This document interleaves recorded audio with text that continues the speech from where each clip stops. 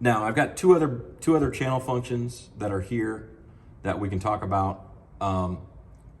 There is a gate and a compressor, and I'm just going to hit them real quick. This is not something that you're going to, in the initial stages of your mixing adventures, just pretend these don't exist.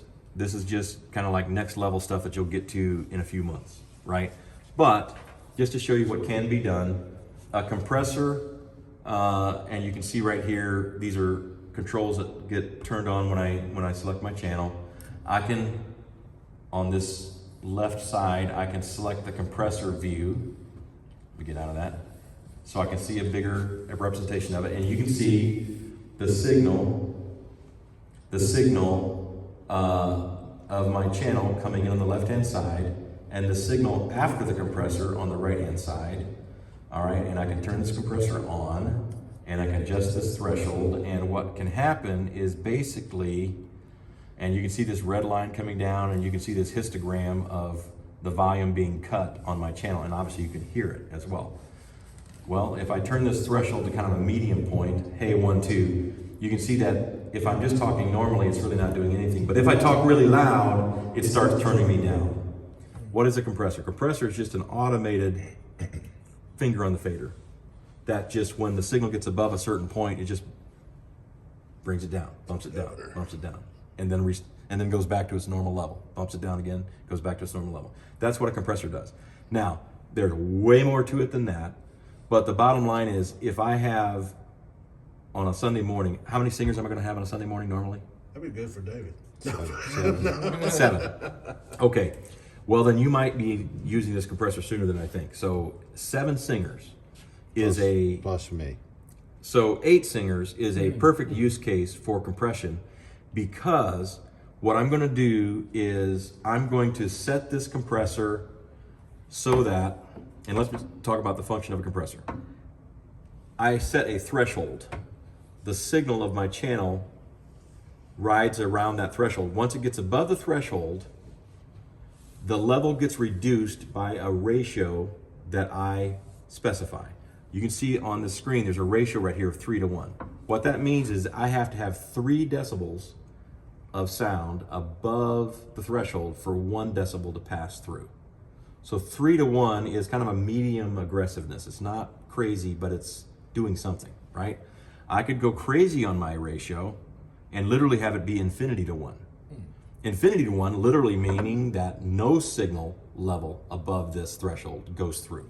So now, if I bring down my threshold to, now it literally just takes everything out that's above the threshold, okay? That's not useful for most things. So most of the time, the default setting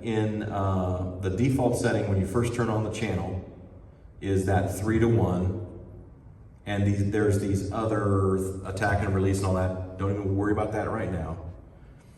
Just worry about setting this threshold, which that's what this button is for that says comp here.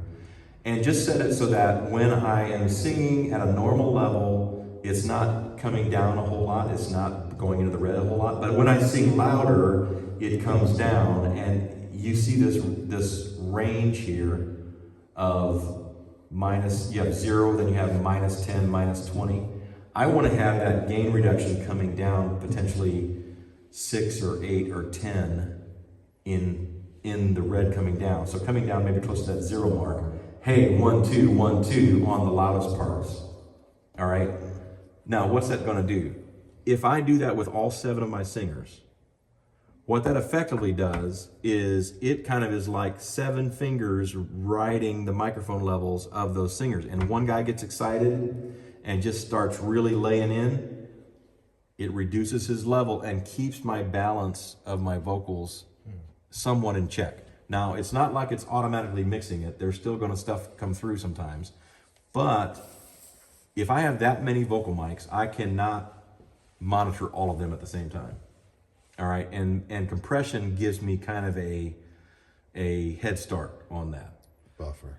A buffer. So for right now, knowing how many singers we have, we might just leave the settings the way they are, Not even, just leave the default settings. Don't get too in the weeds with all this stuff here. Just worry about turning it on and adjusting this threshold to where that red mark, that red meter is coming down, maybe close to that 0 line. Hey, 1, 2, somewhere in that range. And you see your little histogram. I was down to almost -10. That's a fairly good, that's a helpful amount of compression, but it still sounds fairly natural. It doesn't sound weird, right? So that's what a compressor does. Now, a gate is basically just like it sounds. It uses a threshold, but what it does is it sets a point at which the channel gets either turned on or turned off. So if I turn the gate on and I set my threshold very high, I can be talking to my microphone. I've got signal all day long, right? You can see signal coming in, but there's nothing going out because literally, unless I go above that threshold, the channel stays closed. Bring the threshold down, 1, 2, 1, 2, 1, 2, 1, 2, hey, 1, 2, and you can see that there'll be a point here at which I'll sometimes open up, but sometimes it won't, and sometimes it'll open up, sometimes it won't, and sometimes it'll open up, sometimes it won't, right? So when would I use a gate? Well, again, there's lots of these other fine adjustments and all that. Don't worry about that. Just think about this in terms of kind of like triage, all right? I've got a guitar player up on the stage, and for some reason he brought an amp. We don't normally have amps, but we're going to have an amp this Sunday, and he brought the worst amp in the world, and it does nothing but buzz between every song, right? All right, so I can't fix his amp, and I don't have time to mess with it, so I turn on the gate, and I bring the threshold up to just above where the buzz is so that the channel closes when he's not playing. It just cuts out the buzz. But as soon as he starts playing, it's enough level that it opens it up. And now I've basically got a little buzz killer between songs, right? So that's what I would use a gate for. You guys are going to have an electronic drum kit, which is a miracle in terms of making your job easier. The other place in mixing scenarios, the other place we use a gate a lot is on drums. Because on acoustic drums, as you can imagine, you've got 8 microphones all over this drum kit. And you've got like one microphone on this tom right here. And I don't want this microphone to pick up this tom or that tom or the kick drum. I only want it to pick up that tom. So I will fiddle around with this gate setting in very, very small increments until when he hits that tom, it is enough level to open it up. But if he hits this one, it's far enough away from the microphone. He hits this one, it doesn't open up, right? And it can make my whole drum kit a lot more controllable if I do that. So in other scenarios, that would be the place where I'd use a gate the most, is on drums. All right, that's all of the basic functions of our channel strip, okay?